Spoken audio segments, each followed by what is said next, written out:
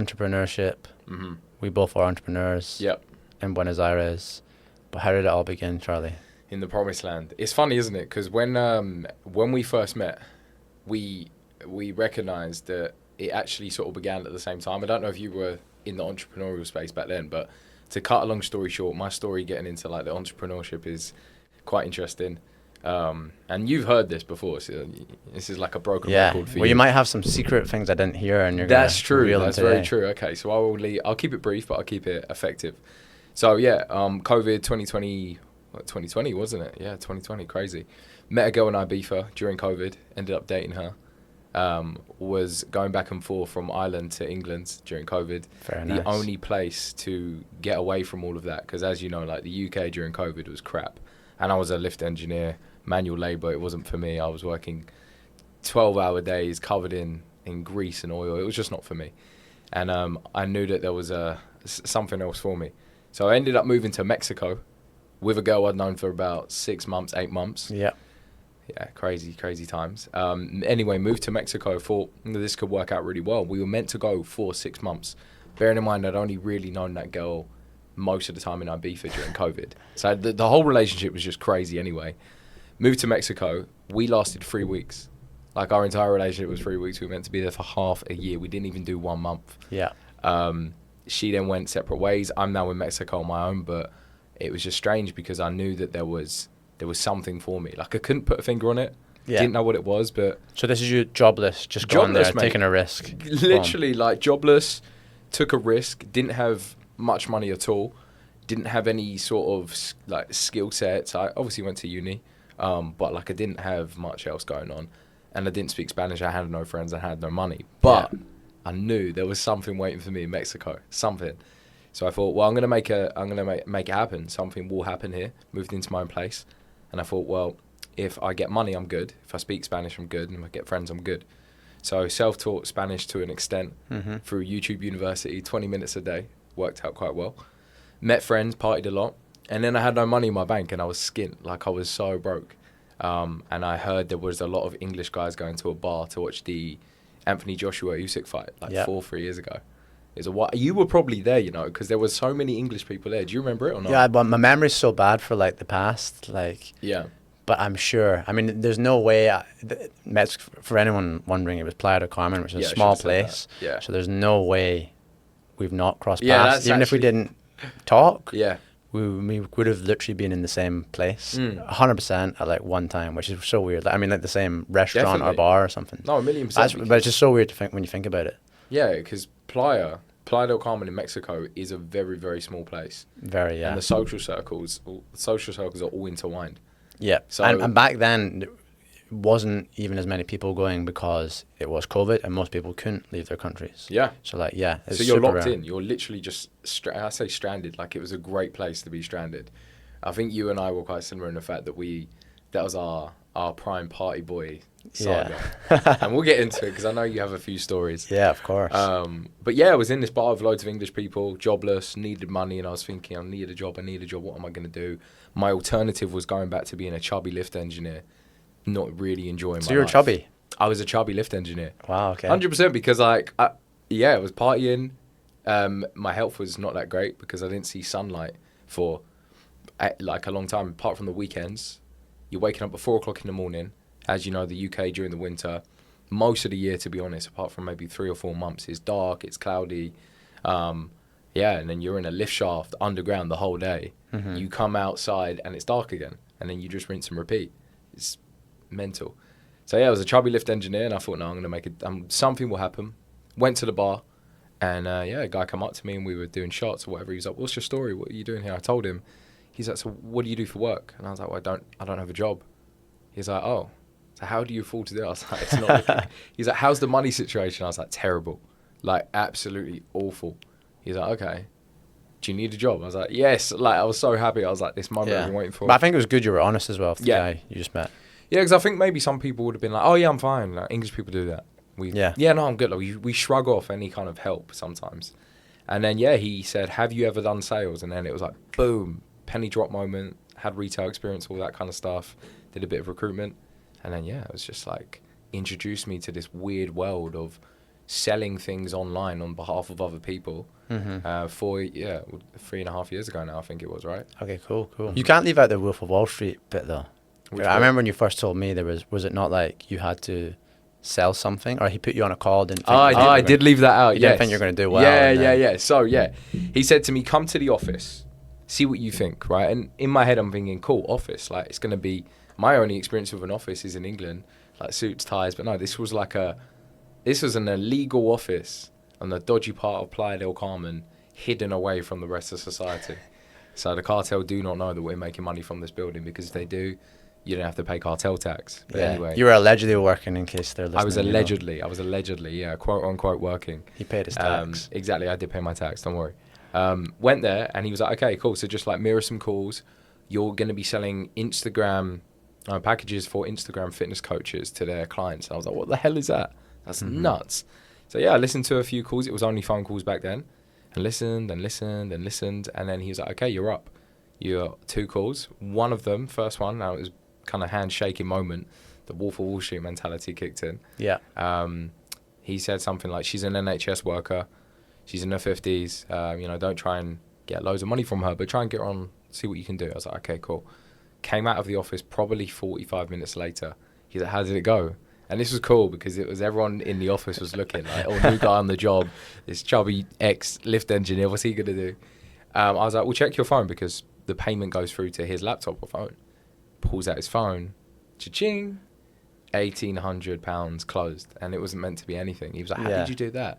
There's another one, do you want it?" I was like, "Yeah." So I went back into the room, living off pure dopamine that I've just done this, closed the next one on £200 a month. And then I was like, "Wow, that was great." He was like, "Yeah, so you get 5% of that." I was like, "Wow, I've just made £160 or something, £80. I was like, "That is insane," because I know how much the cocktails cost. Yeah. And I know I have now got the weekend to spend with that girl I met at my apartment, and she's really attractive. So I was like, I got money to buy the cocktails, and I got time to spend with a woman and with the girls. Like, everything's great. This is all I need. I don't care about anything else. And then, long story short, just that led me to indirectly to where I am right now. Yeah, it's good, man. It's a good story. I think similar to me, like I kind of fell in to what I was doing. Yeah. My story is so long and convoluted. I know you've got a brief version. I'm gonna go into it, but like, I could talk so long and bore everyone about my story. But similar, went to university. Yep. I'm originally. What did you study? What did I study, or where? What did you study at university? Man, so like I studied something called quantity surveying. Okay, yeah, cool. Well, you'd know it, obviously, coming from lift engineering. But studied that. It's basically commercial. They don't have them in the US. It's like a contract manager or cost manager, they call it. It's like 2 roles in one. But anyway, you basically fight over money and look after contracts that have been agreed on construction projects specifically, kind of like an accountant. Yep. But anyway, I studied that just because I wanted to escape. I wanted to get away from Scotland. I wanted to get away from home. Maybe not Scotland that period, but I wanted to get away from home, and I wanted to be sort of free. Why did you want to get away from home in particular, or Scotland? Well, Scotland, because I felt small mindset, mentality. I've always had that sort of internal feeling of maybe being a bit different, bit of an outsider. So there was that pull. My house thing was my parents are quite controlling, so I wanted the freedom to do what I wanted to do, just go where I want to be, all that kind of stuff, okay? So the original one was going for university, and I was going to be doing dentistry, of all things. That's all the stuff I'd taken in school was leading up to doing dentistry, so very science-based stuff. But then I had like a aptitude test you have to do. Everyone that wants to do medicine, veterinary science, or dentistry has to do this test. And I thought it was a personality test, so I'm not going to study for it. Okay. The truth is, you need to study for it. Although it is part of how your brain thinks, you should practice, you should study. And your whole right to get an interview for one of these subjects relies on you passing this test. So I was 1 point off what you needed for an interview with any university.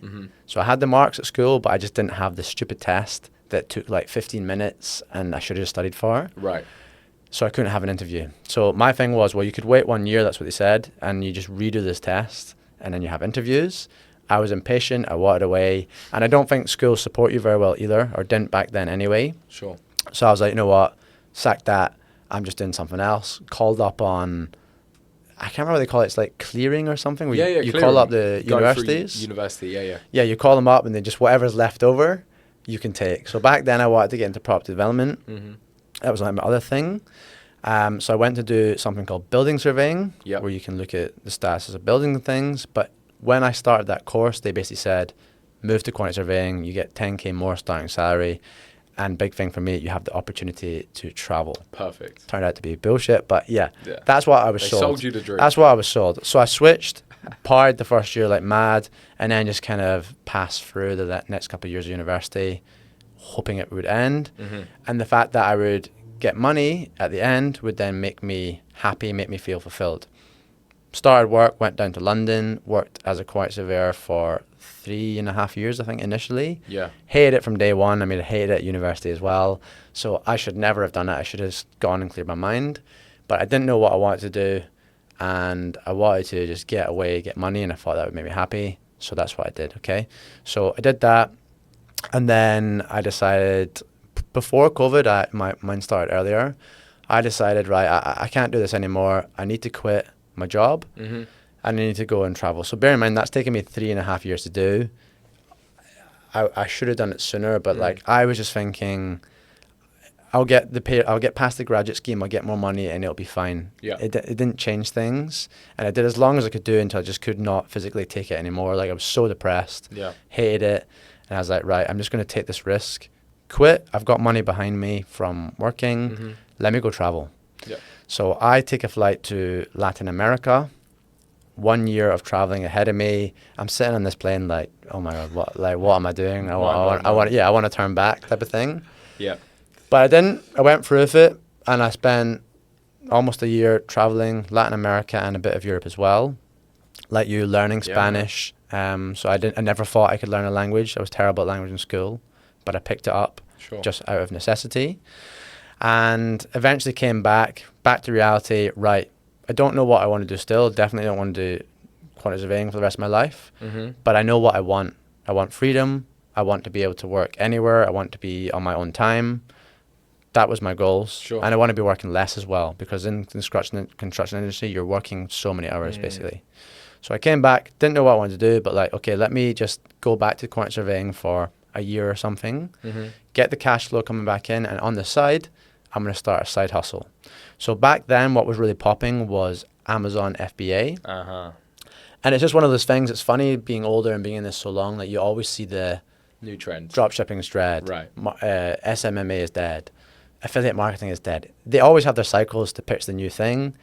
And I feel right now sales is that thing. It's the new thing. It's the thing, everyone talks about. Everyone I know that marketing agencies is moving into sales. Yeah, I hate it. But we can get to that later. I hate it so much. But you win by staying in the thing. And that's kind of what I've done. So I did Amazon FBA. The brand I made didn't work. It wasn't right for Amazon. In hindsight, being in this world, I now know that. But I didn't do a course or anything. I just tried to teach myself everything from YouTube, as you were mentioning earlier. But what that did is, although it failed, and by the way, I'd left London and moved to Spain to do this brand. So like I had costs and it was failing. Oh. What it did though is it taught me that, hey, I actually like this marketing part. Like this is something, the psychology, the trying to get the wins, the dopamine of selling stuff. Although my brand's not worked, I like that.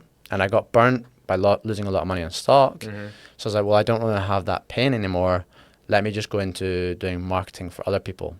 So that's what I did. I basically went back to London, managed to blag myself a role in a small agency. Nice. But I started from the bottom. Like I started on 19K a year or something. And this was at like age 26 or 27. Yeah.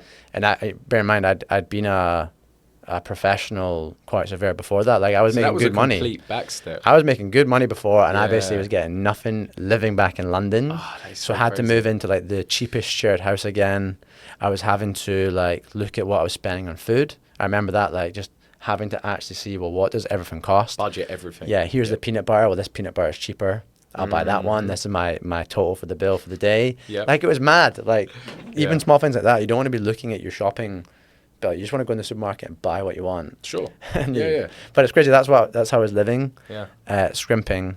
And then after that period of like a year, I've been working for this marketing agency, learning the business model, learning the skills. On the side, trying to build my agency, but I did it wrong. I was putting all the time into building the website. I should have been on the phone, calling people, calling, trying to get the clients first. Tried to be a perfectionist and like. Yeah, but I had the imposter syndrome. I wanted to build the I don't know, like the proof first, and then go and get clients. Okay. Shot myself in the foot though, because what happened? COVID. Yeah. So I'd done all this work. The niche I'd picked was killed by COVID. So I was like, man, I've done everything. I've worked so hard this year. I've been living like a poor person. Yeah. Scrimping. Yeah, Through scrimping. London. Right, I'm done. Yeah. So I did the first lockdown in London, and then I got an opportunity actually on a podcast for doing Facebook ads for agency as a freelancer, okay? And in this period, I'd done Facebook ads for my previous brand, but I wasn't really doing them in the current agency I was working in. It was more like general marketing, Google Ads, podcast, that kind of stuff. But anyway, I took that opportunity, was in a course at the time, so I had the right info to say the right things to the interviewers on it, and managed to get that gig. And then from there, that was it. That was me free. Went to Mexico where you were. Yep. In that period, I wasn't really working that much still. I went more into the party side because I just killed myself the year before. Yeah. But like I was doing what I needed to be doing. I was learning the skills, and I've done that ever since. However, that then made me, see lots of businesses, help them grow, and see the kind of people that were running brands. Back then, like anyone could start an ecom brand. It was very easy. Everything was popping with COVID. And I just kept having that voice in my head saying like, hey, like they're no better than you. Hang on, look at this brand, look at like them. You're helping them, bro. Now you've got skills. You can do this. So that then brought me back into wanting to do ecom, and I had tons of failed brands, tried things, didn't work, tried drop shipping, whatever, but it just kept always bringing me back to that. All the signs. Yeah, everyone just wanted me to. I mean, that's for me, that's the thing, like, and it's how I was saying earlier, you want to just stick in the thing you're doing. You've done sales, you've not jumped out of it. I think that's a blessing. I did jump into many things, but now it's like, okay, everything feels nice for like a week, but it keeps coming back to ecom. So then I started a brand maybe 2 years ago, and that one's done a lot better. It's grown, and and I've still got that. So. It seems really cool though. Like I'm excited for that to grow. That's really sick. So it's expanding, but the cash flow comes from marketing, freelance marketing. But what your long-term play is the equity. Yeah, that's going to be the game changer, and that will pay you back in dividends. But yeah, it's funny what you're saying about like sales now being the thing. Because 100%. It's so true. Like every time I go onto Instagram, and it might be my algorithm, it might just be the things I'm seeing. It's like there's always a time and there's always a shift for one kind of business model to be like the popular thing to do, or like the thing at the time. It used to always be, like you said, drop shipping, SMMA. It was Amazon FBA. Now TikTok Shop was really recently. That's sort of died off now. TikTok Shop. Yeah. But the one, and I was talking to someone about this the other day. It's very, very easy to have shiny toy syndrome, where you might be doing one thing really well. Let's say it's marketing, or it's building like a really powerful ecom brand, or it's sales. Then you see someone else on YouTube talking about how they made 50K just this week with this. You're like, I wish I could do 50K. And then you feel like you should now go and learn how to do that thing. And I go through it mentally quite a lot. Yeah, I do. I see it and I'm like, oh, that sounds interesting. But I've also been doing this for long enough where I know that is just a hook. And the realities are like it's not as easy. It's all difficult, but they all work.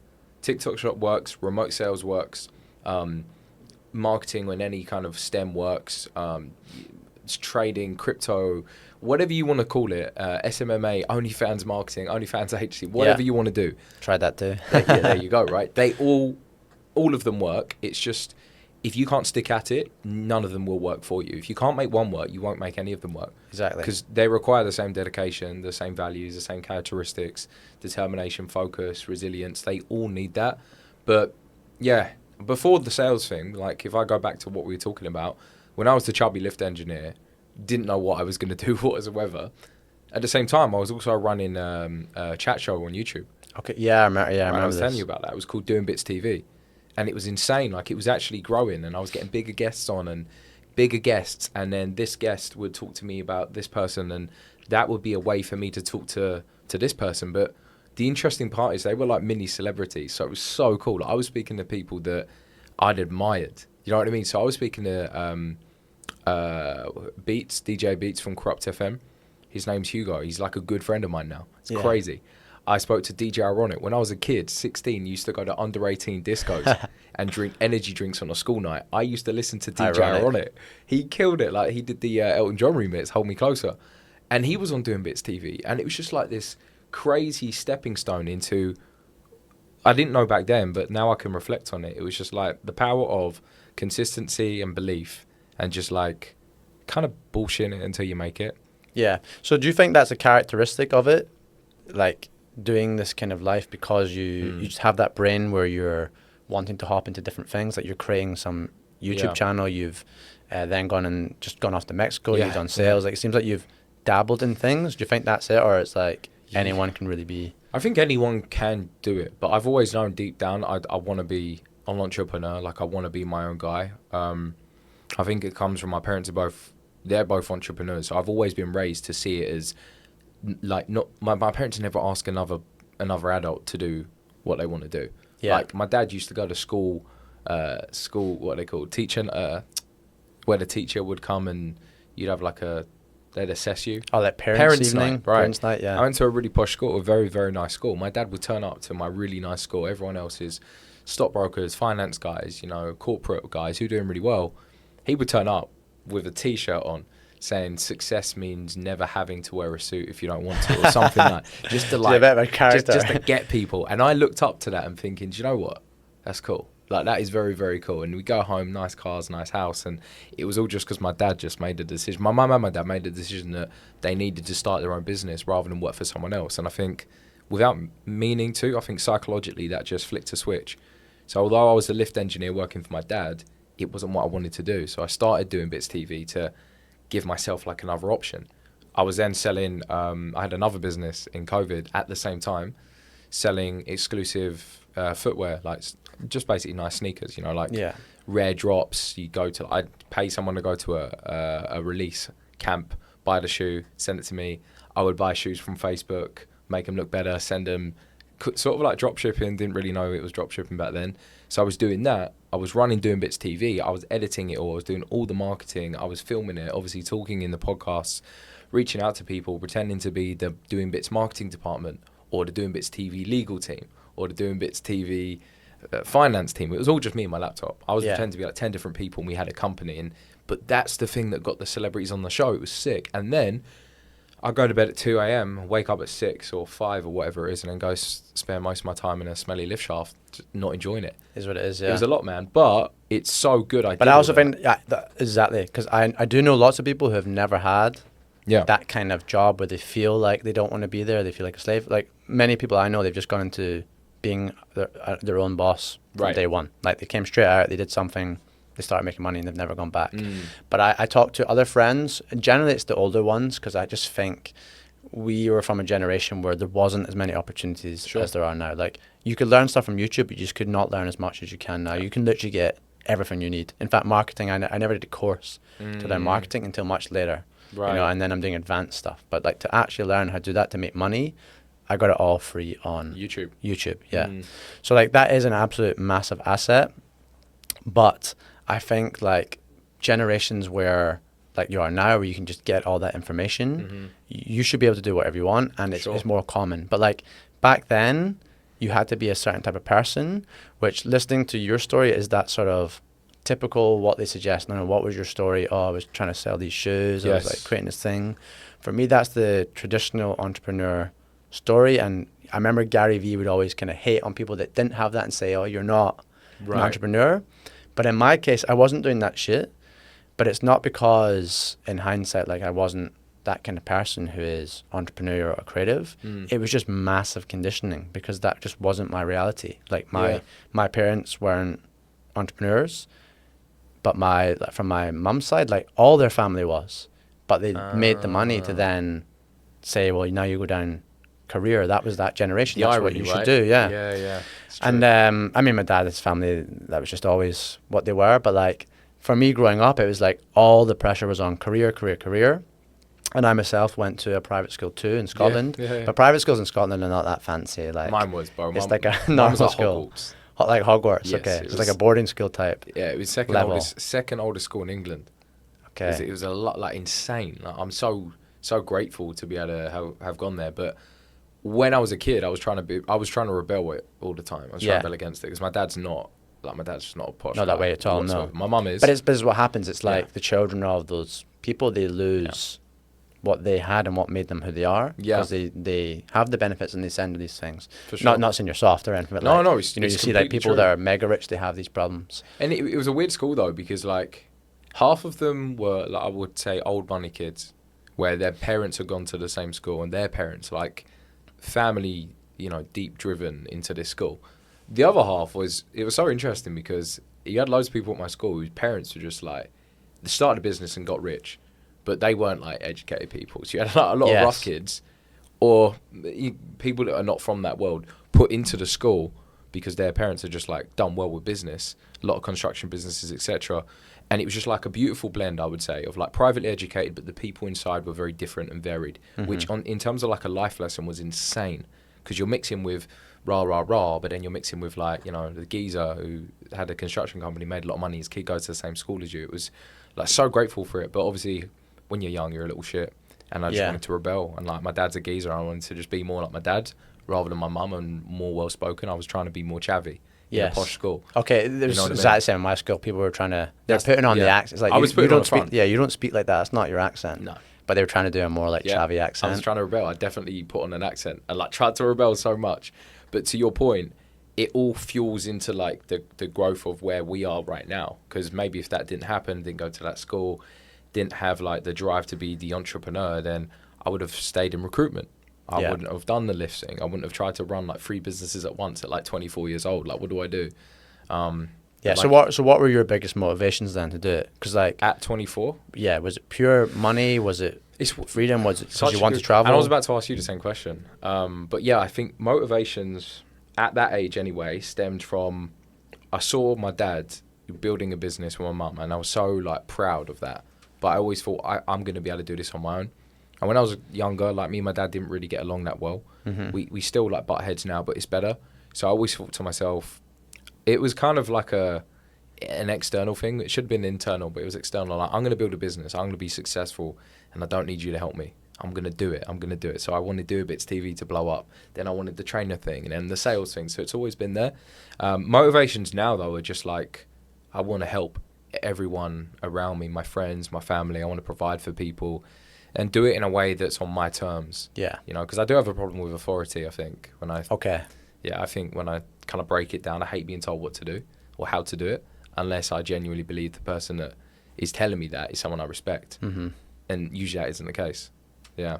But what about you? What's your motivations for getting into the entrepreneur world? Yeah, well, I mean, my original motivations were the sort of realizations I had when traveling, but they remain the same. And there's been points where I've become disillusioned with those. And then you bring it back and go like, hey, yeah, I'm not really addressing those core values and what I'm doing now because I'm thinking this is my motivation, but it's something else. So like mine were really freedom. I mean, that was the core one. It was freedom. Freedom, like you were saying, I don't like authority. Never have. Not that I was ever like a bad kid or anything, but I just don't like being told what to do. I kind of don't respond well to it. Freedom to like go wherever I want to go and to be on my own time. And then like when you look at money, I like in later life of the journey, because you get the freedom. Like we can literally go anywhere. I can work at any time. Cool. I have full freedom. But then you start to forget that was the original motivation, and money became way more of a motivation for me. But it's like I'd sacrifice freedom, and it's like, hang on, like you're not actually, you can't go where you want to go, or like you're working so much that you're not actually enjoying this freedom you have. Yep. Well, let's bring it back. That's not my real motivation. Okay, let's just go focus on freedom more. And also girls are my motivation as well, in all honesty. Like I never really cared that much about having money. Yeah. But the girls I wanted to get, it's like, well, you need to have money to be able to do that. Not in saying, we can talk about it later as well, like red pill kind of stuff. Sure. Not in like a red pill mindset, but like me, I basically got into throwing parties to network and meet girls. Yeah, of course. And I reached that point where it's like you're like networking with these people that are, doing really well, girls that are used to hanging around with people with a lot of access, a lot of resources, and it's not like they're looking for you because they're gold diggers. It's just they have a standard of living. Yep. Same as we all have a standard of living. For sure. Me living in London on the cheap, Yep. counting my food, can't do that anymore. My standard of living has changed. And that's just my default. That's what I expect. Same with those girls. I can't ask them to like then come and stop having their nice lavish lifestyle and their fancy Because then things. you're changing their persona. And yeah, that's they're the thing basically you're having attracted to downgrade Yeah. to go with me. And the reason you're attracted to them is because they live this lifestyle. 100%. So it's like now you want to change the attraction. Yeah, I get it. So like my motivation for money isn't actually for the money. Like there's a reason behind It's it. to do something with the money. Yes. It's a tool, right? And actually, I want to go back a little bit because when you were saying that, I think we have more in common about the motivation thing. Because definitely women, like, of course, single man, being younger and just like you, right? Single, even when, anyway, money allows you to do things that maybe you couldn't do before. And the kind of women that you're really attracted to, obviously, they live a certain lifestyle. So you want to be able to be around those kind of women and more importantly, be like a high status, high level person, which can, I would say, bring those kind of women into your life. Not chasing those kind of women, but being able to attract. And it isn't about the girls, but it's about the quality of life that comes with those kind of girls.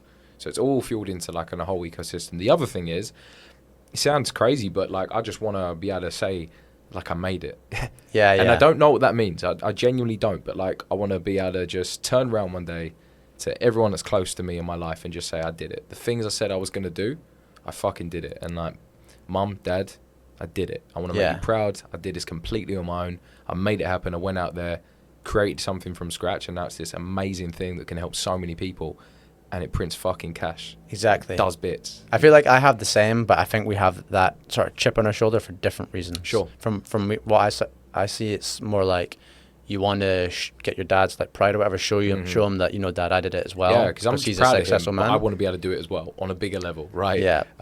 Because he's given me an amazing life, and I want to be able to do the same with my family. Yeah, and I think your mum, and meeting your mum and her family as well, were successful, and she's obviously. It's crazy, isn't it? She's built into you. So you've got to you don't want to let that down. You want to be, I guess, even improving it. You want to make them proud for what they've achieved. Mine's probably the opposite. Mine was people didn't believe or tried to stop you doing the thing. Not because they don't really believe in you as a person. It's just their conditioning was saying, do the career. That's the smart thing to do. You'll be successful in that. We know you'll be successful. Why are you doing something else? Why are you leaving it all behind?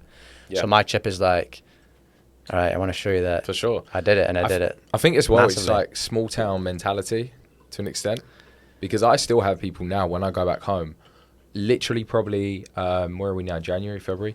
Yeah, so in November this year, I had someone back home say to me, so how's that little sales thing you're doing going? And I was just like... Little. I bit my tongue. There's no point. I don't need to justify anything. But it just proves that this is ingrained. And I had someone else go, oh, so what are you doing right now? Very patronizing. Told them, and they were like, oh, yeah, as long as it pays the bills, I guess. I'm like, yeah, getting by, trying my best. But I always will downplay it because I think it's really, really cool to have that humbled thing. I would rather everyone think I don't have anything, and then actually behind the scenes we're doing okay, rather than people assuming But that's probably why they have that perception a bit too. Yeah. Because people don't know what I'm doing. They just. Do you like that? Do you like that people don't know? The mysteriousness nature. I'm not sure. Yeah, I think a bit. Quite Yeah. Cool. All my job sort of feedback when I used to work in the corporate world was always Cameron's aloof. We don't know who he is, and I'm I don't understand how I'm just talking to you guys you're all talking to each other. How am I the aloof one? So yeah, there must be something in me that is that way. Yeah. But yeah, I think certain people that don't get it. I think there's people who are a bit spiteful. Or they've got their own sort of problems that they're projecting. Yeah. But I think there's some people who are just genuinely don't understand it, and they're not aware yet. They've not taken that red pill and opened their eyes type of thing. Yeah, because when you don't understand something, the natural reaction is to think that it's weird because it's it's different to what you know. So therefore, because I know everything that's great, the thing I don't know must be weird, not worth me knowing. Yeah. Don't need to know it. But then when you start introducing and you break down details and information of certain aspects of things to people that didn't know it, they might end up liking it, But Yeah, it's interesting now. Everyone knows what remote sales is. Like no one Everyone, knew what yeah. that was. But that's it. Like Yeah. I for me, that sounds like quite a good gig, because other like ecom as an example, right? Ecom takes a lot of capital. Right. There's risk that you're actually going to lose money. But for me, something like sales and even like marketing agencies as well, they're cash flow businesses. There's a lot of upside. Yeah, sure. The benefit of sales is you don't need to have other people. You can, you can get as good as you can get, Charlie, and you can make as much money as you want to make. But then the downside of sales is, well, you have to then sacrifice your time Yes. to do that, versus It's always an an agency. exchange. There's the leverage of other people. So there's benefits and negatives to all of them. And I think there's also like stages to what sure. you're doing. But yeah, just in terms of that, okay, let's talk about that then. Entrepreneurship, how there are all these different opportunities, these different vehicles. We get them from obviously online and meeting people around the world. Networking. Do you think there's like a lack of that perception and awareness in the UK? Yes, definitely in the UK, because it's just, I think culturally we are a race of people where we're not the warmest. Yeah. So to network with people seems a bit weird. Like, it's just, we keep ourselves to ourselves. Our friends are our friends. Our people are our people. And that guy over there, like, I'll nod at him here and there, but we don't say hello. I could be living next to the same neighbour for 20 years. I still don't know his name. Yeah. So that's very interesting. That it's actually different in Scotland. No way. Yeah. How so? Because Scotland, especially where I'm from, Glasgow, it is warm, it's friendly. I think it's more like tribal. Okay. And we are more that way. We have other problems, and I think which comes from class. Okay. Where like you don't want to be better than you are, so you actually bring each other down. But like in Scotland, they're very like friendly, and they're very you look after your brother. If there's a fight, for example, you meet a random person from Scotland and it's like 5 against 2. No way. You're going to back them up because it's just something. Because you're Scottish. Something in like our blood, yeah. That's really cool. That's Yeah. amazing. I don't think English people are like that. Yeah, you're I think more we end up beating separate. each other up just because we're English. We actually fight each other. So Yeah, which is going to be something from yeah, it's crazy. history, and like those scars of history, I think last. Because if you look at Americans, they're like way more positive, and they want each other to win. Yes. Whereas we want to like win by bringing down Other people. someone else. And mate, this is why it's so clever, and it all ties in so well. And I'm just going to bring the sales thing again because I think it's really important here. That exact same breakdown that you've just said is the same on anything, but especially in sales, because to sell to an English audience is very different. Yeah. Because like you just said, we don't really believe in the entrepreneur. I think we're anti-entrepreneur, to be honest with you. 100%. We don't like to see each other win. If we see someone do well, we look at a reason as to why it shouldn't work or why it's a load of shit. Prime example, you drive a Ferrari through the streets of Kent, where I'm from. Most people would say, fuck, what a wanker. Like, what a prick. Why is he driving that car? You drive the same car within the same sort of area in somewhere in America, a popular place anyway. They'll be like, wow, that's awesome. Like, I wonder what he does for a living. How does he do that? I want to be able to do that. UK, we go, oh, what a wanker. They go, what a legend. Like, awesome. We're like, prick. Like, it's so similar.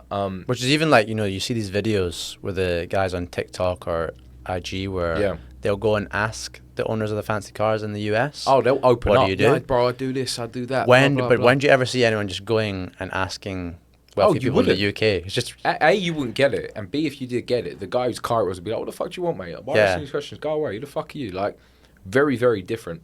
And that is also stems into, like, the way that we think socially in our family, in our friendship circles.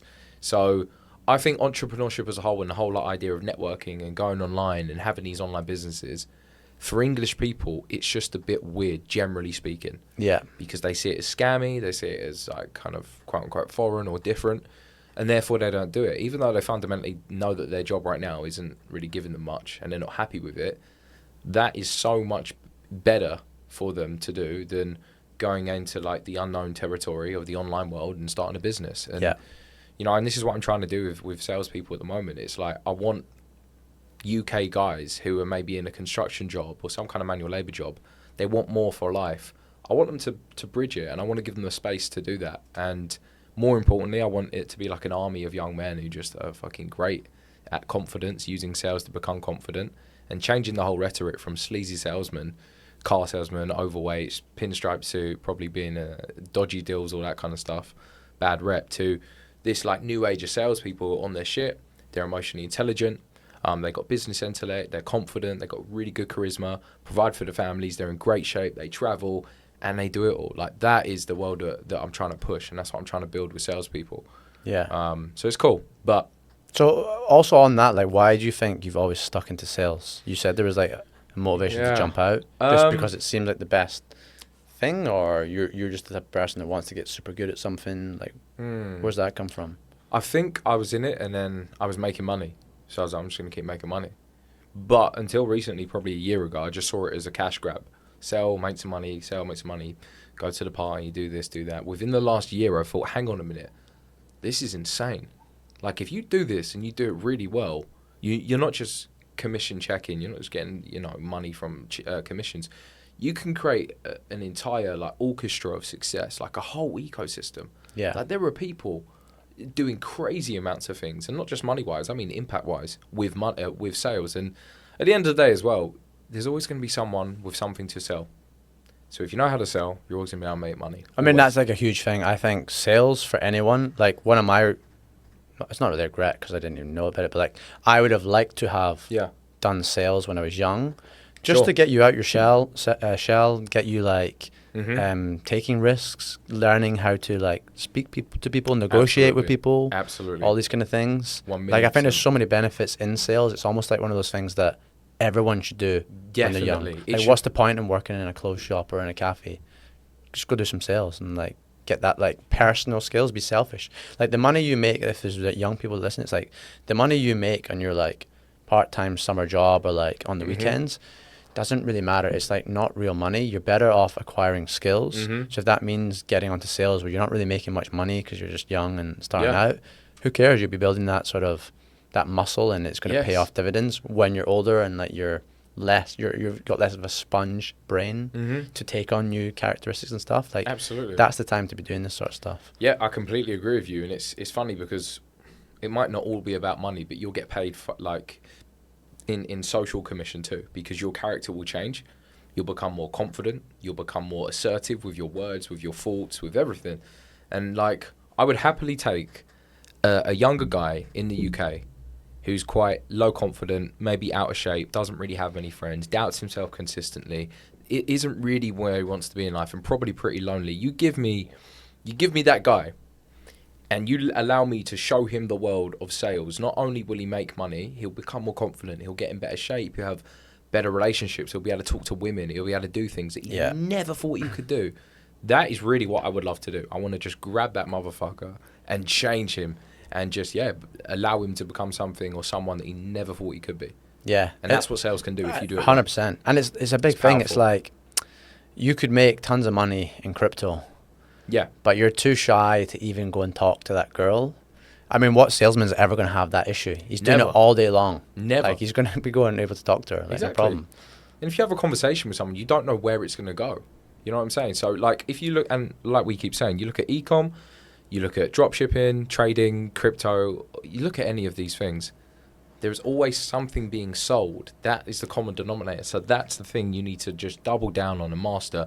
World's your oyster at that point. The world is literally 100%. Yours. Do what you want. And even like, so let's look at ecom, because that's what I do. Like, although, I mean, I did ecom to avoid that having to speak to people type of thing. Yeah. But when you get to a certain type of business, if you're dropshipping, you're not going to have it. But like, if you get to like a proper ecom brand, you need to speak to suppliers. There's deals to be made. Like, you can save massive amounts of money or lose massive amounts of money on your actual profitability per unit by just getting a bad deal with a supplier. So like, that's sales. It's like business to business sales. You have to go and speak to those people, build rapport with them, make the idea that there's going to be a long-term relationship and 100%. Try and get the price that's going to work for you the best. There's been tons of times where it's like, maybe there's something that I can't do at my current scale, but I've been able to like persuade the people that it's going to be beneficial if you give me a break, give me this low order quantity, and in the long term it's going to work out for you. But like, you can't do that if you're not speaking to people and what is their desires, what's their things that they're looking to get, how can you make a good deal that's going to work 100% for each other. And that's like, even just one example, like sales happens every single day. I always say like sell or be sold, because it's true. Like, even in a conversation we've had alone this morning, probably I've been sold and I've made sales. Like I haven't actually, but it's the same kind of thing. Like a sales we made, we've got this room and we've got this moment because we've been sold it. Yeah. And we're now selling like whatever this is into helping other people. Like every single day, sales happen. We're all in sales. We just don't know it. We're all in sales and we're all in marketing. Yes, same Like, thing really. Well, marketing I think is the awareness. Sales is the then Yeah, execution. the conversion. Yeah, Yeah, yeah. but it's like everything to do like It's so interesting. how you dress is your marketing. You know, Yes. how you speak, where you're living, like how 100%. what you're posting online and stuff. And there's so many people just don't get it. Like No. you know, you're big into personal branding Huge. now, and it's something that I as well. I've been into because I've seen the benefit. Like even just like Right. meeting people as friends or dating, just having that that like good Instagram, if we just take that as an example, Yeah. having that looking good and actually understanding the marketing behind it, not just taking fancy pictures where you're all alone in front of like a car or something to show wealth. Mm-hmm. That's not understanding the full like trigger of like what people are looking for in someone they want to get to know. Yeah. It's like understanding that marketing angle. It means you can really present yourself and get better opportunities than someone who is the same Doesn't person or understand even like Even a better better, person. yeah. They just don't have that like backing them Yeah. up type of thing. Because I Totally. imagine when you have like the content you've got, if you try to get a sales role versus someone who is just a nobody Yep. and has to work with just their mouth, like to persuade I don't know how sales works, is that like recruiters or something? No, it's true. It's true. Like if you have a really good brand, that's a business card. My 100%, Instagram yeah. now is just it is a business card. So you go onto my Instagram or you go on my Instagram or my YouTube channel. Like I look like I'm very well versed. I travel. I've got a very wealthy lifestyle, etc. And yeah, sure, like there's an element of truth to it, but I'm not a millionaire. But some people might look at Yeah. it and go, "Wow, this guy must be caking it." I'm not. But it's like all the little things, just like, But if I look at your Instagram, like yeah. if I analyze Lifestyle. it as a marketer, Yeah, it's very, very good. Like someone on the face of it could look and be like, oh, but it's, you know, you're doing like photo dumps. It's not that like pretty or whatever. That's the wrong mindset. Like if you understand how people think and how to analyze, what I do when I look at yours is like, okay, you know, there's the elements of the wealth being shown off. The guy's looking good. You know, he's got good style. There's women that are pretty, you know. always helps. Okay. But then it's also like, well, he's with his mum and they have a very good relationship. Okay, so he's a very honest guy. He's like very loving. He's not got like trauma and stuff. He's traveling. He's like freedom. It's like fun. There's adventure. There's all these different things Yeah. that you can read into in the photos, which I just think is so valuable. And people don't put any time into it. They don't understand it. And it's like something you should do. No, it's an opportunity course, and I think especially for younger men trying to get into the online world, because it's like you don't have job interviews and like, you know, like Indeed and all this. You have an opportunity and you have a moment to take that opportunity. And if you have a great social presence, at the end of the day, look, it is pretty materialistic. Let's be real. 100%. Yeah. But you that's the use it. game. Use it as a tool. Don't consume it. Exactly. You can either complain and say, I'm not doing that, and then miss out, and other people who are far less talented than you get better and they get further ahead dramatically. Or you can say, well, look, these are the rules of the game. This is the system. I'm going to use it rather than not being used by it. And that's really like a very important thing to do. It's perception value is everything. It's one thing I used to struggle with a lot. I mean, I still do somewhat, but like, so for example, I went to go for a job and at the same time, my friend was going for a job, right? I met him, he was doing a master's when I was in Spain. Nice. And basically, he paid some guy in Africa to do his CV. So like, to make it look nice and like, I don't know, spice it up a little bit. Yeah. But when we looked at this and you looked at like what the truth was, me knowing this guy and what this guy had written, it was like, okay, how can I compete with being like strict by the book, like honest with the exact detail, like I've never done I don't know, I've never done email. But it's like, well, he did email one day and that's now like, yep, I'm proficient, I'm an expert in email, like whatever. It's like, okay, that's how you have to be to compete. Yeah. Plus these people, it was at that time, I don't know what it's like now, but at that time in the UK, you never put a photo on a CV. That was just not a thing we did. He did it. Obviously, well, he was not from the UK anyway, but like that was like a standard thing on all these online CVs that they were offering. So it's like, well, yeah, that's going to help you. Like if you put a photo on your CV, You'll remember what you a look recruiter's like. got this big pile of CVs and there's no people. He or she's going to see that and be like, oh, let me look at this one on the photo. That's interesting. That's different. Pattern interrupt. Yeah. Like it's just trying to think outside the box and be. I think that's a UK problem as well. It's like we're too modest. You really need to like go big yourself up. Yeah, go and get after it. Go and grab it by the balls and go and make make it yours, because at the end of the day, if you don't, someone far less talented will, and then regret is a very painful thing. 100%. But yeah, like you're saying as well, that's marketing, and everything is marketing. And the whole like personal branding, content creation thing, I only started doing that a year ago. Like when I was in Buenos Aires, if people don't know, we're in Buenos Aires, Argentina. You probably know by now, but when I was here last February, There's no Mate, so there's no Mate, idea. there's no La Boca shirts, there's no Messi or Maradona photos in this. No, they're not. Yeah, they're like a statue to pray to now. Yeah, that's right outside actually. But yeah, we are in Buenos Aires. When I was here last year, it just hit me like, hang on a minute, I need to take this a bit more seriously, because at the end of the day, if I'm not going to create the content, I'm going to consume it. Yes. But I'm still going to take a photo of my lunch and put it on my story. Why? What does that do? It doesn't do anything. Yeah, but this is the thing. You This know is the what I other mean? thing, like how you mentioned old friends or whatever. They all hate on that. Like you get so much hate for doing that stuff. Yeah, for sure. But it's like, guys, I don't care about doing this. I'm not trying to show off to people by doing this stuff.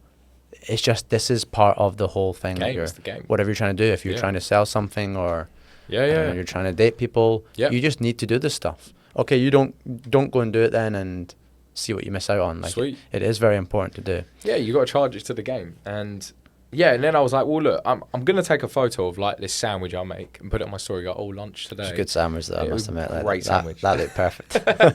Like I'm going to do that. Or I could create a story with value, with a lot more intent that's actually going to move the needle forward. Because at the end of the day, we're all going to take photos and put it on our story and use Instagram. You know, some of them are using it as a gap filler. They got bored and took a random photo. Others are going to be using it as an intent for them to advance. It's like, we're all creating content at the end of the day. Every single person you know is, so I may as well do it with intent to develop, grow, and level up. Simple. Like, why not? You Yeah, should. 100%. Okay, so that kind of brings us on to the travel stuff, because a lot of your content is traveling, because that's just your life. Like, it's not like you're going to do that actively.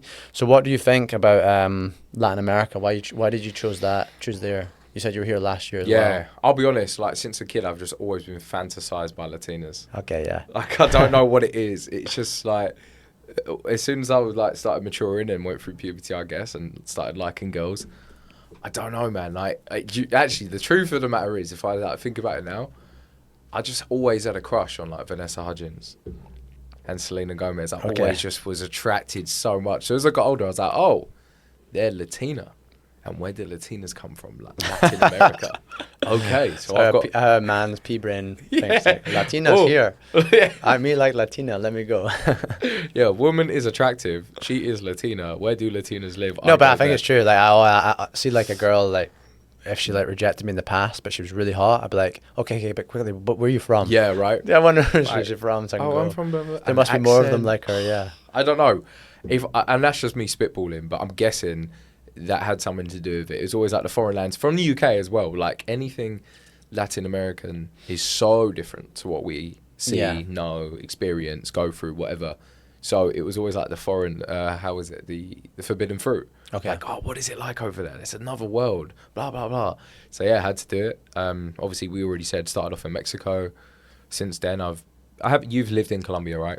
Yeah. Yeah, I just stayed there for a few weeks. What do you think of Colombia to live as a well, actually, two questions. What do you think about Colombia now to live as a digital nomad, as an entrepreneur? And what did you think about it? How has it changed? It's changed so much. That's a very good question, actually, because I'm very opinionated on this. Oh, let's hear it. So basically, when I first went to Colombia before it was a place people would go. Everyone was still scared to go to Colombia when I first went. Because of what? The reputation or? Yeah, I mean, I think this was even like pre-Narcos coming out, so like no one even saw that side, because they then got, in fact I think it was just starting. It was just when it was happening, because people were starting to get fascinated with it. Before that, everyone just thought Colombia, drugs, cocaine, violence. Right. You didn't know, and I thought it was just a jungle. I didn't realize it'd be like cities and stuff. Yeah. But that was just me being younger. But anyway, so I went, and back then it was this amazing place. I'm not saying it's bad now. How long ago are we talking? When I was 26, so that'd be 7 years. 7 years. 7 years could be like 7, 8 years. What year was that? 2018. Yeah, or 17. I'm not entirely sure. Okay, yeah. Whenever like Narcos came out. Anyway, I went, and like the people that were there, it was all Europeans mainly. The foreign people, sorry. So the foreign people, let's say like Medellin, the main city everyone goes to now, The foreigners were all European backpackers. So it was the Uh-huh. most adventurous people from their countries. So they were very like, respectful people, Right. cool people, like Been around different cultures before. yeah, sure. they're not like the bad tourists, let's say, okay? Once something becomes mainstream. Sure. They're the pioneers. So like it was really, really good. I met the best people just in that time as well. And the locals were like so welcoming, so warming. There was music everywhere. Like Colombia back then just had this energy, and it was fantastic. Okay, and this was specifically Medellin I'm talking about at the moment. So yeah, it was good. Then I went away. During COVID, I went back because I needed to take a break from Mexico. I was like, right, I want to get out. I want to Yeah, of course. go somewhere else. I know the feeling. But I went straight into a lockdown, so I didn't end up actually doing very much. And then I was fed up. I basically just hustled for 2 months. It was quite good. I progressed a lot with work, but like, Yeah. I didn't have enough time to enjoy it. But I always had that FOMO because then people started going again to Colombia, and it really picked up. Everyone was going to Medellin. It became the place So for what like year are we talking now? 2021, 20... Year after COVID-ish? two maybe, yeah, Okay, like around that yeah. time. Everyone was going again. In fact, even just before COVID, everyone was starting to go. It became more mainstream with the people I knew. Okay. But then when I went back this summer, this is where I've seen the biggest change into like a negative way. Oh, really? Like going back now, it's not just mainstream. It's literally just everyone. And I'm talking to the foreigners right now, like all the people coming, not all, but like there's a lot of people coming who are just pure passport bros, sex tourists. Like guys Like would be going on tourists. stag do's, bachelor parties from the American hoods, really, I'd say. Yeah, yeah. And it's just like a different mindset. I'd even like talk to Colombian friends I have that are female, and they'd be like, yeah, people literally come outside our university and ask us how much. The universities are not in areas, not like condoning it, it would be in other areas, but like they're not in areas where there's like this, the bars and the party life. They're actually going out their way to go to these university areas. That's crazy. And they just think like it's pay per play, they can just speak to Anything. normal girls and the Colombians are going to want them. And this is why I don't really feel sorry for other people getting drugged and stuff, because like, bro, like I've been many times. I've been all around the world. I've never had any issues. Same. The reason you're having a problem is because your ego is literally lying to you. You're having two big-breasted, big-assed, hot-assed, hot Latinas coming up to you in a bar in Colombia. Your ego is telling you, oh, I'm American or whatever. They love me. They all want me. Yeah. Bruh, Instagram changed that years ago. Yep. Like, girls can get access to anyone around the Any world. guy now, you're not the shit anymore. Your ego should be telling you, red flag, warning signs. That doesn't happen. They're either like a prostitute or probably both. They're wanting to spike me because this is happening all around the city. So like that always happens, and then people are coming in the groups complaining, blah blah blah. I see that all it's the time dangerous, as all well. this. Yep. But it wasn't dangerous for me. But yeah, I just didn't like that. I don't like being around those people. I don't like that vibe. And what is happening as a result of that is then the Colombian people aren't liking the Gringos or the gringos as tourists. much, which is Yep. kind of what we get as British people in Spain and the south of Spain. Yeah. We have Which I a bad, understand, by the way. I get it. 100%, yeah. We have a bad reputation. Theirs is probably even worse in Colombia because it's to do with Drugs and alcohol. drugs, sex, alcohol, and pedophilia as well now, to be That's honest. They're coming awful. for like underage girls. So for me, that kind of ruined it a bit. But like just also on the whole, like I don't actually really like living in Medellin as a city. I think it's amazing for a visit, but like when you actually live there long term, you're trapped. Remember, my biggest motivation in life is freedom. Like I can't really go anywhere. Like it's just one safe area. You've got to be on edge all the time. Oh, I see what you're saying. Looking out for your phone. Yeah. See, that's such a big difference between. I mean, I was only there. Admittedly, I was a party boy when I was in Medellin, but I was there for like 2-3 weeks and was in a hostel. But again, like we didn't do anything that it wasn't disrespectful or anything like that. We were just party guys. Like we were in a hostel.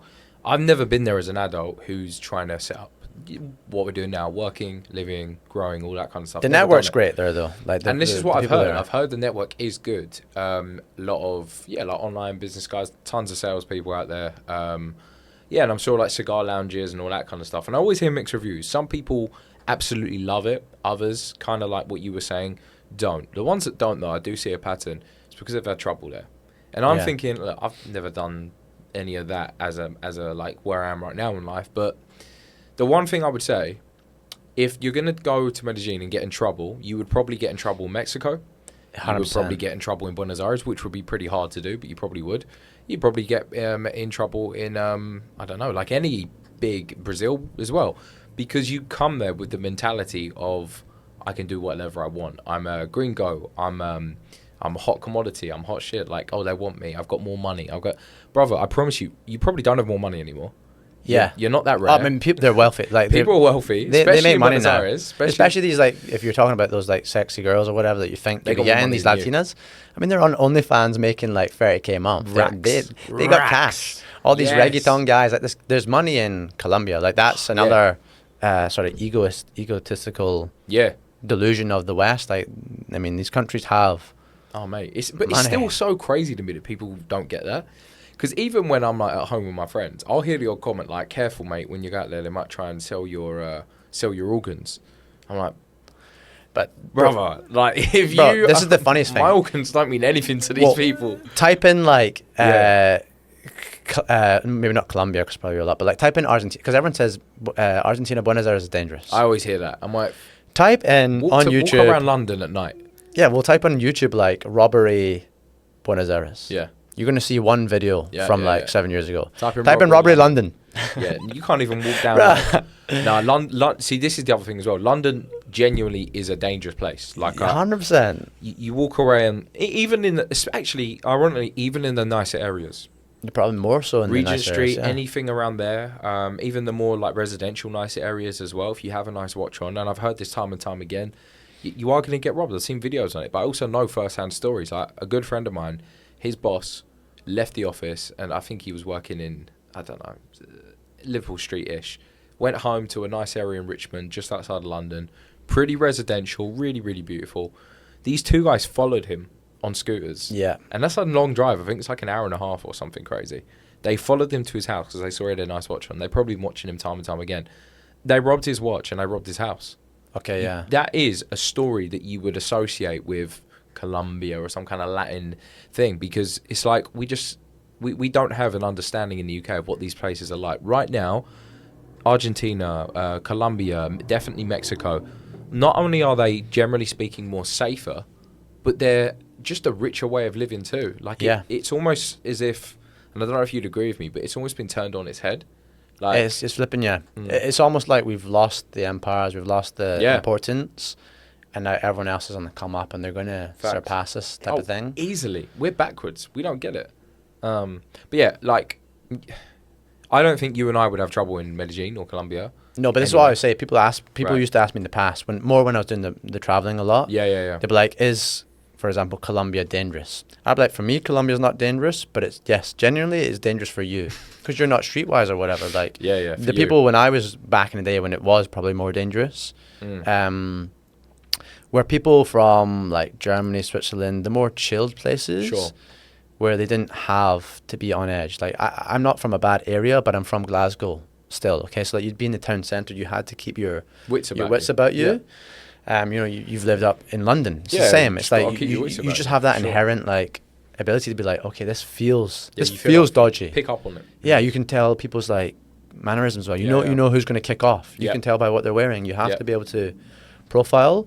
And that's another thing, like people in the groups who post, you know, girls that drugged them on Tinder or whatever. And it's like, bro, I'm looking at that picture and I'm like, 100% that girl's going to drug you. Yeah, like, but how can you not profile that? But it's the only thing, it's your fault. Like, you're a fucking idiot.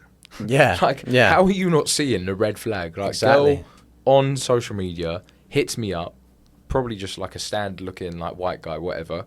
Oh, baby, like, I want to see, oh my God, she's in love with me. Yeah, she fancies me. Oh, I'm so like important. I'm this like rare Pokemon character as a green guy. No, you are the same guy. There's a million of you.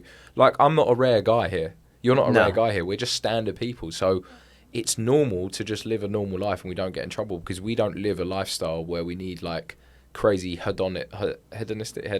Yeah. We just don't need that shit. We live a fairly regimented lifestyle. We have fun. We date great looking women. We have great friends, a great network. We get after it. We do well. But that's because we don't need to fuel ourselves with alcohol and drugs. Yeah. If you come here, and Buenos Aires is probably the safest place I've lived in Latin America. But I promise you, if you come here with the mindset that you would have on sort of like Party Boy in Medellin or Mexico, and you do that in Buenos Aires, despite it being very safe from my experience, you will have trouble. Yeah. Because it isn't the Or place, it's the before you person. become accustomed. Like if you're just fresh out the country, you've Yeah. not really traveled that much. Yeah. Like, not to scare you about traveling, it's like you should do that when you're younger. You should go around doing these things, because when you're a young kid and you're like wearing your backpacker stuff, living in hostels, Yeah. no one thinks you've got money in these countries. They're not. You They're probably don't profiling you. either. Yeah, like my thing when I traveled Latin America, I was wearing this like a blue plastic Casio watch that I bought. Yeah. And I looked at it at the end. I was like, I never get any issues this whole time. And I was like, True. yeah, I probably look like I've got no money. Who's wearing a blue plastic Facts. Casio watch? Facts. It's like, that Yeah. guy ain't got cash. Let's not rob him. Yeah, it's not worth their time. Like, it's an investment of Yeah. their time too. I met these boys in Medellin, and they're from Manchester. We were at the hostel, and this was about two-ish years ago. And they just arrived, and there was like a group of them, and they were wearing like, the Moncler and like the fucking. And I could just tell straight away, like, these guys are not going to have a good time here. And we were sitting upstairs, and the hostel I had was called Via Hera. It's really great, had a lovely time, whatever. They were in the hostel, and they were telling me how they've just arrived from Bogota. I was like, great, how was Bogota? They were like, shit. I was like, why was it shit? Oh, we got robbed. Yeah. He got his phone taken. He got his watch taken. I was like, shit. How long are you there for? 2 days. I already know what you guys are doing. You're fucking walking around flashing all your shit like you're Conor McGregor or something. So they thought the reasonable thing, the solution to them getting robbed, was to travel down to Medellin and apply the same way of thinking. So they were on the roof, and they were telling me, yes, we came to Medellin because we heard it's not as dangerous. I was like, yeah, probably as dangerous if you act like that, to be honest with you. But Yeah. whatever, I was a bit naive then. I didn't really give them that much shit. They met this Irish guy who apparently lives in Medellin, and he knows all the areas. He's like, yeah, lads, I'll take you down to Centro tonight for some steak. No way. They went to Central. Centro at night for steak. And I'd been in Medellin for a week, and I already knew that was a bad idea. And I was like, I'm not going. Are you boys sure you want to go? Because I've heard Centro at night is not good. And they were like, yeah, it's fine, all good, all good, all good. I saw them the next day in the hostel. The Irish guy had now moved out, and they were just in the foyer of the hostel, like, with all their bags. And I was like, lads, what are you doing? Like, where are you guys going? They're like, oh, we're leaving, mate. I'm like, what do you mean leaving? They're like, yeah, we're going to go. And I can't remember, but they left Colombia. They didn't even... Yeah, okay. They went to a different country. And I was like, what happened? They were like, yeah, last night we were at the restaurant, and a guy pulls up on a scooter and pulls a gun out and takes our phones. And I was like, what the fuck? That's crazy. And I was talking to them about the restaurant. They went to some shitty little steak restaurant, Centro, at night. They're both wearing their fake Rolexes, iPhones on the table, Moncler bags, fake Louis. Irish guy said it was really safe. And they showed me the CCTV footage because they recorded it on the other phone that wasn't taken from the restaurant. Bro, they're just phones out, wallets on the table, like at night, like blinged up, sitting there with cigars. I'm like, you're so fucking stupid. It's actually not their fault, the government or whoever. Like, fuck, it's awful that happened, but you're a fucking idiot. Why would you act and behave like that? I mean, that is the people who would argue for somewhere like Dubai Sure. to living. Yeah, okay, that is the negative, but it's like, for me, there's the other benefits. Yeah. Don't poke the bear though. Yeah. Like, common sense. Yeah. Like, you don't need to do that. No, 100%. But if you want to make big money and you want to live like openly, it's going to be challenging. But I just feel like even in the West, that's becoming a thing now as well. Yeah. If you're making big money, you're getting profiled. People are like London, watching your movements. prime example. Like, you walk around London, nice watch. You work hard for your money. You try your best. You want to look good. You want to celebrate your wins. And then you get robbed by some guy in a Bally in Regent Street or Knightsbridge, broad daylight. You get your phone nicked. Like, there's no win. So, yeah, it's an interesting one. I think the other thing is, now we're talking about, like the dating culture we touch on, etc. What is the in your opinion, the truth about passport bros? What do you think the truth is about passport bros? What does that even mean to you? Well, I think obviously the view of passport bros is it's just guys. We probably consider passport bros because we go to different countries and we're single men and we date girls. But we ain't passport bros. I ain't a passport bro. Like, a passport, I don't identify as that. A passport bro suggests you have to go to another place to get girls because they're easier. Right. I lived in London. I didn't want anything to do with British girls. Like, it's just, I didn't like them. It's not my taste. Like, the values, even like the physical type. I dated mainly Italian girls and stuff when I lived in London. Nice. And a bit of everything. Like, I just went to this big city. There's girls from all over the world and I loved it. But yeah, I'm the same as you. Like, I just like women from certain countries. Yep.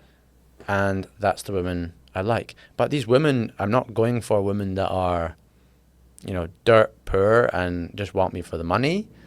These girls come from good families. They have money. They have options. Mm-hmm. They can meet guys with more money than me Mm-hmm. who are from their country. Like, it's nothing Yeah. to do with being a passport bro.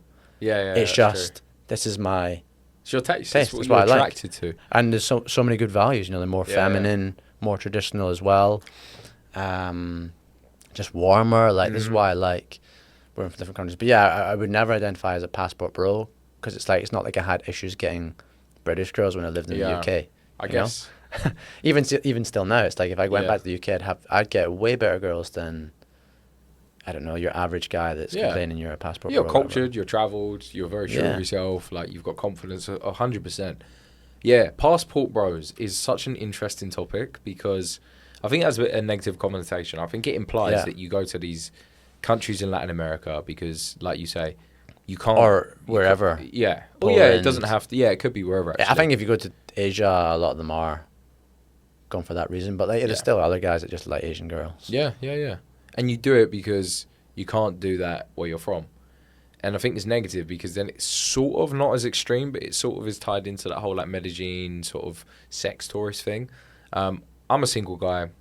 I love dating women, particularly Latin women. I think, like you say, values, very feminine, very supportive, traditional, man's the man, woman's the woman, and I really like all of that.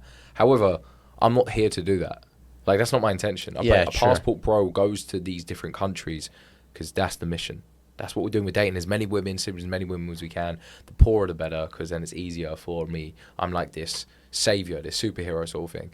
And I've been through that, to be honest. Like, I not that extreme, but I have had that experience. And now it's not even the case. I just want to date good girls, you know? I don't want to save anybody. I just want to meet girls that are great and, you know, have a good time with them. And maybe, like, take them to restaurants that they haven't been to before, or, like, show them different ways of life that they haven't experienced. But not because, like, I'm their Superman and, like, I need to save them from, like, their terrible upbringing. No way, come on. Just beautiful women in Latin America, and I enjoy it. And being able to work online and provide for them is cool, but it's not the intention. Yeah, 100%. I mean, yeah, you couldn't call your two tall, blonde Canadian angels, Charlie's Angels, we call them. Charlie's Angels. Yeah, they'll be watching this. They're not hanging out with you because it's... No. They might have had more money than me. That's probably, the thing. yeah. Nicole and Danny, miss you both very much. Yeah. So. No, but it's true, man. Like, I think... And there's also nothing wrong with going to a country for women, as you were saying. Like, if you want to go and have fun, do that. Like, people kind of shame men, I think, sometimes. I've seen it where it's like, okay... you're only, you know, we talk about like how are the girls in X country. Like, that's just how guys are. That's what we do it in our own country. We go, did you see that girl over there? 100%. Blah, blah, blah. It's but like natural. people will shame them, like, oh, is that the only thing you think about? It's like, how is that any different from you going to France for the shopping? Like, that's pure consumerism. Like, there's no culture in that. Like, there's no value to the world. Yeah. So like, there's nothing wrong with guys. In fact, it's even more culture you're getting amongst the people. You're like, you're meeting them. You're seeing actually what it's like. You're hearing about their stories. I mean, I think that's also how we know a lot about countries on a more in-depth level. Oh, absolutely. Because you date the girls and you talk to them and you find out the truth. And you find out about the slang. You find out about the cool bars to go to, the different areas. It's not as like gringo-y or touristy. And you start actually feeling like, I'm not just paying rent to an Airbnb. I'm living in the city. And that is such a big game changer. I think when you have that shift in a Latin American country, it all just becomes very, very real. Like, now it would be so hard for me to just like pack up my bags and go back to the UK. Yeah. Because I've kind of now established like a lifestyle here. And I've got great friends, great network, great support system, amazing routines. The women are stunning. Like, they're very, very good looking. But culture's great here as well. Like, I enjoy the people of Argentina. I think they're really good people. Yeah, very friendly. Very... I also just think as a setup, like, I mean, I did this YouTube video on it, and I didn't actually give any info. But like, there's just like, there's so many, if you work online, there's so many cafes you can work in. Oh, it's great. Like, I like how we live in Palermo. There's 2 areas of Palermo. Yeah. But it's like a mini metropolis. Yeah. In the city. You literally don't need to leave. Like, you'll see the same people, but it's like big. There's cafes you can go to, different restaurants, bars. That's the thing. Like, Colombia, Medellin was very like small, confined. Really? Playa's very small, but like here it's, you don't have to be, because that's the other thing. I was just in Madrid, and it's like there. Oh yeah. I really like Madrid. It's great, but the negative is kind of like other big cities where there's no hub. You know, it's too spread out. Yeah, all your friends will be living in different areas, and you'll always go and do social things in different areas. Here it's like we're literally in this bubble, this town, and you just you spend your time there, and it's a benefit. What do you think about young guys though? Like, because there's people argue that you should sacrifice your 20s, lock in, and just get rich, and then reap the rewards later. We've obviously done that differently, and it seems that we've had a lot of fun young. You know, you're 28 now, I'm 33, so I'm a bit past that 30 mark. But what do you think they should do in their 20s? I think a young man, and this stems from mistakes I've made, and this isn't the only way. I think there's so many different ways to do it, but in my own opinion, let's say that your life as a young man is kind of like a video game. And just like the same way that we apply all our focus and attention to when we played Call of Duty or RuneScape or whatever it was back then, we care about the stats, the health, the skills, and the experience, and the survival mode, the instincts. Do the same thing in your 20s, because that's how you build your life as you get older and older. So should you lock in and fuck everything else off other than making money in your 20s? No. Yeah. Should that be one of the main things you kind of prioritize? Sure, I think it's important, but don't sacrifice your health, because without health you haven't got anything. And sure, like, ultimately I think it's really easy to say being single is easier to make more money because you just haven't got as much to think about, definitely. But if you meet a girl and she's great, don't cut it off, or don't like be completely against that because it might interfere with your, like, you're locking in. If she's the right girl, she'll help you do that and benefit you. The trouble is, though, that's a very rare thing to come by. Yes. Because she's also probably in her 20s and she's already probably figuring her shit out too. So as a young man, high income skill, focus on self-improvement, be surrounded by people who share the same desires as you. Travel, get out of your hometown, fuck it off, like, go and become someone amazing. And that's the thing as well. I think, like, you know, if there's not the opportunities at home, like I said, how I went traveling, I was on that plane thinking, what am I doing? Right. Like, if you're young, just buy that ticket. Just do it. There's nothing bad can coming from backpacking around, just learning. You're gonna. No. You met a guy in a bar that now you're doing sales because I took that shot, because Anthony Joshua got punched by Usyk in that moment, and we took a shot to celebrate the absolute madness of that right hook. That led me to starting a sales business. Yeah. Starting a sales company. So, and it's so much easier to do when you're young. Yeah. Because 100%. You don't have the responsibilities. You've got nothing to lose. And I think that's like the biggest thing now. It's now probably like you. I am more careful and calculated about the moves I make when it comes to investing, or it comes to like hanging around with this person, or because now I see everything as like an opportunity cost. In your 20s, you have nothing to fucking lose. Like, you're young, you probably don't have that much money, but you have time. Yeah. So you can try it and try and try and try and try. At 28, I've still got loads of time, but more calculated in how I spend the time.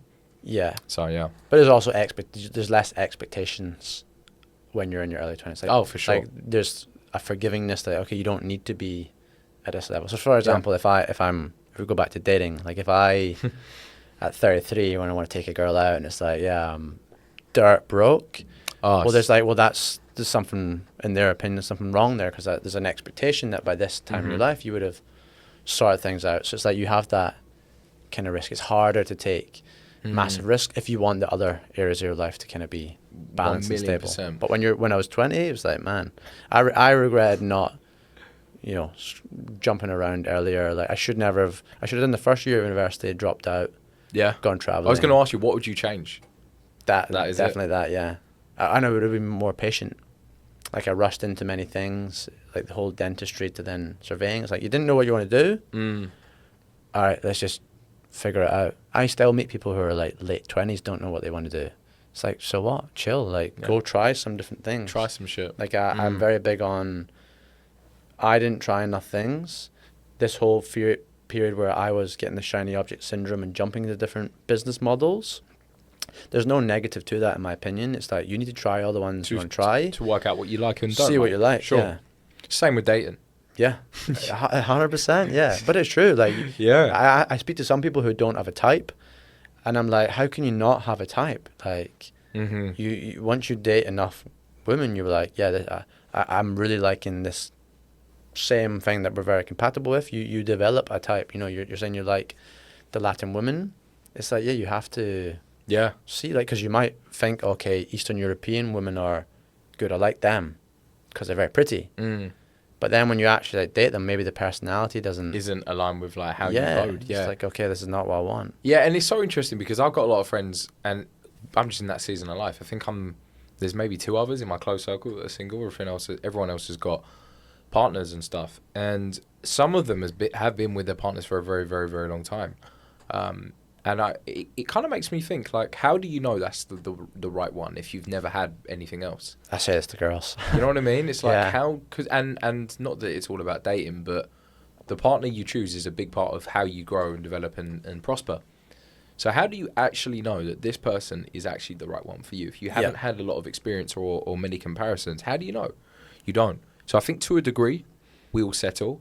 But there's also this weird kind of balancing act where it's like, and I'm going through it, where, yeah, you want to be young and you want to build a business and make money and date women and be around people and travel and all this amazing thing. But at some point, I want to settle down. And at some point, I want a family. So you got to be careful because you don't want to do what I'm doing now for too long before you get to, because you focus so much on it and then you're like in your 40s and you're like, maybe I can't be a dad now or maybe I don't want to. So it's like, I don't know, it's a weird balancing act. Do you kind of know what I mean? I think I completely agree with you, and I think you have to have your own internal goals, like Sure. because it's the needle's always going to move. Yeah. So like, Yeah. okay, what do I actually want? What's the time to like you say, settle? But it's not even settling. It's just Sure. Just stop being so ambitious, like overly ambitious or whatever. Yeah. And because I see problems with people that maybe like girls who were, that pretty girl that hung around with the rich guys growing up, but you can watch it all like unfolding online. It's like now they have that caliber of guy they want, but it's like their timeline shifting more to the 30s and they're less desirable to that guy, or other guys at that level don't want them because they've lived that life. So it's like now they're kind of screwed. It's like you have to then lower your standard a bit, or be more smart when you're younger about how you're living your life and what you're doing. And I think it's the same for men, but I think we're getting close to time anyway. So I guess, is there any like final things you want to leave with, Charlie? Final things that I want to leave with. Learn how to be a deal closer. Learn sales, lock in, level up, become him, and fuck off things that are not going to serve you. Don't be a people pleaser as well, something we didn't really speak about, but do not be a people pleaser. Bet on yourself, take risks, be around great people, have a violent dedication to your own self-development, and just do the fucking thing, do the work and become better. And also date great, date amazing Date great, women. But don't be a fucking douchebag, and don't be too red pill, because I don't think that works long term. But yeah, just be around good people. All right. What about you? I know you got some final smokes for me. Well, mine would just be something like, do what you want to do. Sure. Like, don't care what other people say, whether that's family or friends. Mm. If you want to go do something, just go do it. It's never too late as well. Another thing, like, I don't care if you're 40, you're mid-30s. If I want to do something different tomorrow, I would just go and do it. Like, get it done. What is the point in life? It's not about making money, having a house and stuff. You just gotta like enjoy your life. So never too late. Go do what you want to do. That's it, man. All right. Confidence, character, charisma, riz, biz, sales, deal closing, travel, women, level up, self-development, self-discipline. It's fucking there for the taking. Hi, baby. All right. On that Peace. note, cheers. Been real. Cheers, brother. Boom. Amazing. So it's the end of January, first month in Buenos Aires. Fantastic month, honestly. Great month. Business-wise, booming. Over 100k cash collected. Payout wasn't too bad for me. Been closing as well this weekend for a webinar, so virtual events. I closed deals for real estate guys too, and that was a UK audience, so not bad. We got more deals coming in tomorrow. 2 more closing for the high ticket Ecom gig I'm closing for, and we got 2 more coming in for the UK real estate gig, and literally it's the 3rd of February tomorrow, first working day, and we're already pushing the paces, we're already getting ahead. So I personally think it's going to be a massive month. My mum is actually coming out to see me tonight, Sunday in Buenos Aires. It's my boy's birthday, Dylan, and we are going to go to a rooftop bar. It's called Sky Bar, Trade Sky Bar. Apparently it's a bit of a vibe, but we'll see what happens. A couple of cigars, a few drinks, talk to the boys, talk about the wins. Great week, great month, great week. See what everyone's been doing in the week. And yeah, surround yourself with good people and you do good things. Your environment is absolutely fucking everything. So See that? We did it. Vamos a la Sky Bar Argentina, Buenos Aires. Vamos, chicos.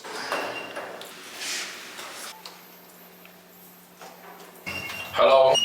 Is that the deal closer? Oh. Oh, you don't work Sundays? Bullshit!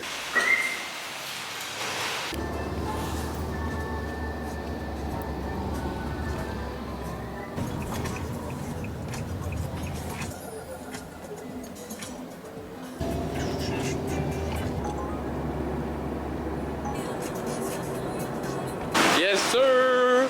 Hi. What's going on, brother? How you doing? Definitely have it. That was great. That was a great pot. Long time no see, homie. How you doing? Good, you? Yes, Stefan. Where you going? Okay. The boys in the hotel. What's happening, bro? How you doing? You sweet? Yes, sir.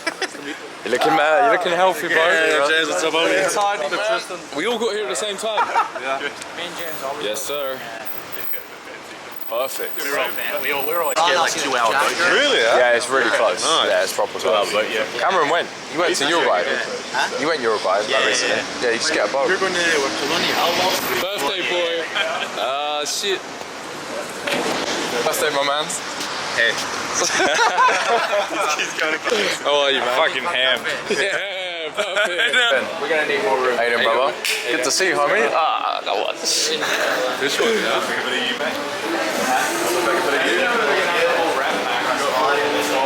We'll figure it out. Maybe if we get a couple of shares here. I'm England. Same fit. Nice name. Scottish. The QR code and then you're gonna order anything. Cheers, fellas. Happy birthday, Dylan. Happy birthday. To skincare. To skincare and good health. This guy's first drink. Exfoliation. To gooey facials. There we go. Gooey. So we met up and it turns out that she basically twisted the rules. All the way. To Dylan. To Dylan. Birthday, Dylan. Salud. Legit. And we feel like half of the way. And then I went and got it. No, here's some of it. 10. 10 out of 10's only season, baby. 10's only season. Sorted. British guy. Fuck British guys. They'll create, let's say, 20 different fan accounts of your business on different platforms. They'll post, say, 20 times a day on these individual fan accounts. And it was called the Taint Method. Like, it was a sick offer. And then I found out they were scammers. Yeah. Aren't we all? Yeah, but these guys were bad. Like, they were having companies pay them on retainer, like 15k a month. And they weren't even getting added to a group chat. We are going up to the rooftop bar now. Apparently it's a nice little roof. Is it up again? Hola. ¿Cómo estás? Yeah, nice rooftop. At the top. Oh, there's music, boys. Is there? Yeah. It's all reserved. Oh, this is banging. Not bad, boys. Not bad, boys. Heals me. Yeah. This is not bad.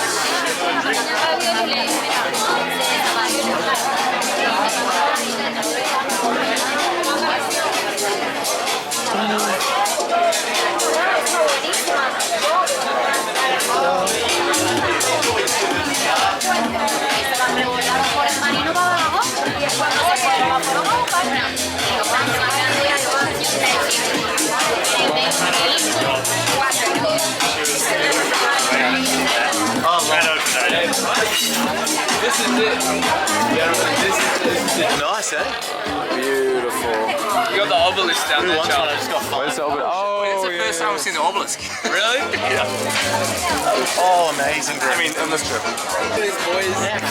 Could be worse. Bada bing, bada boom. Bada bing, bada boom. Lovely women, bing, great bada cigars, great company. It's not too bad over here, lads. It's not too bad over here, boys. Bosh. Bosh. Is it? Bro, I didn't know that reference until you sent that video. Is that video the original one, Bosh? The original Bosh. You versus the man she says don't worry about. So what are you looking to do with your personal brand? Is it just get people into like a digital remote lifestyle? Or like what I guess so. I don't really know, like, I just firmly believe that if if you have a personal brand that's popping, you can utilize that in so many different ways. And then you're not relying on anyone else. Because if you have a good personal brand, like you could have opportunities to do brand partnerships or something, or you start your own offer, or you help someone else with their offer, or you coach people, or like... You don't know yet, it's just opening doors. No, it's just, because put it like this, like every time I see someone with a personal brand, like they might not be the best at what they do, but they look like they are. Yeah. And then gives them that authority. then you know, authority, exactly. Like, so I just think there's no disadvantage to having a good brand.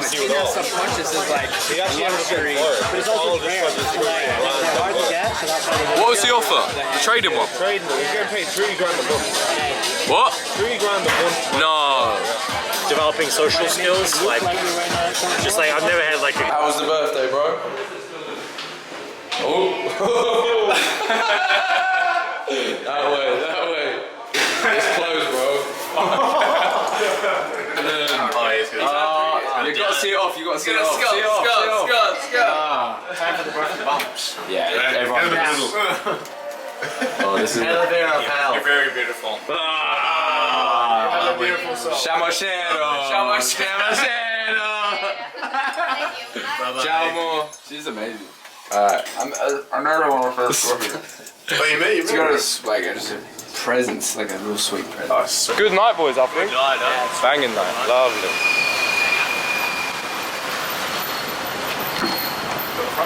Hola, bro. Para Charlie. Sí, bueno. Dan Bilzerian's tactic to get rich is he befriended a lot of rich guys. Oh, yeah, I heard that. And would get them like high and drunk and play poker with them Take and them on smash them. Guy's a fucking genius, man. To be honest. Yeah. And he'd obviously part of it is he'd have girls at the party, so they'd be in a really good mood. Just sell the lifestyle, man. Yeah, exactly. It's the thing with anything, like, so I'm understanding more and more, like I said to you guys when we had Peruvian, like the social circle is so important. Yeah. It's not just hanging out with people, it's like what that can grow into. Yes, exactly. And what it can do. So important.